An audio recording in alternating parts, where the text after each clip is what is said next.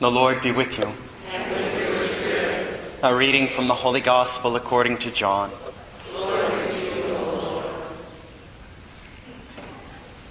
Many of the Jews who had come to Mary and seen what Jesus had done began to believe in him.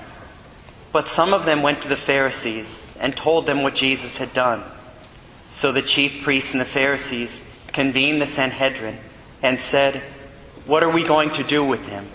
This man is performing many signs.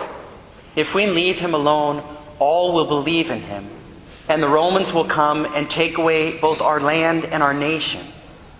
But one of them, Caiaphas, who was high priest that year, said to them, "You know nothing, nor do you consider that it is better for you that one man should die instead of the people, so that the whole nation may not perish."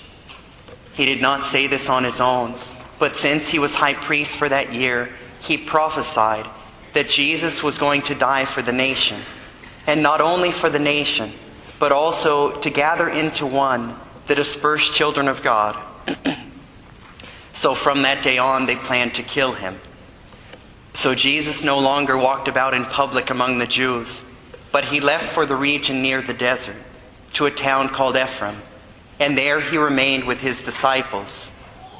Now the Passover of the Jews was near, and many went up from the country to Jerusalem before Passover to purify themselves.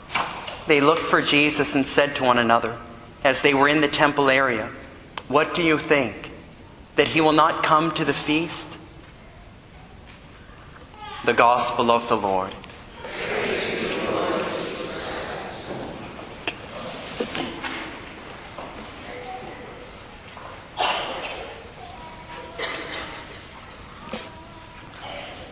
My brothers and sisters, evil can never be done so that a good outcome will come. It's funny, I remember reading this passage probably during my teenage years, and I came to the part where Caiaphas prophesied, right? It's better that one person die, right, than the entire nation. I thought, gosh, yeah, that makes a lot of sense. Caiaphas, he knows what he's talking about.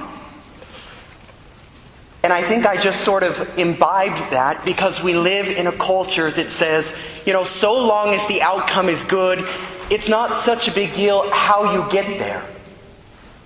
Right? Yeah, Father, I cut corners at work, I cheat a little bit, sometimes I steal small things. But Father, I got to get ahead in this world. I got to provide for my family.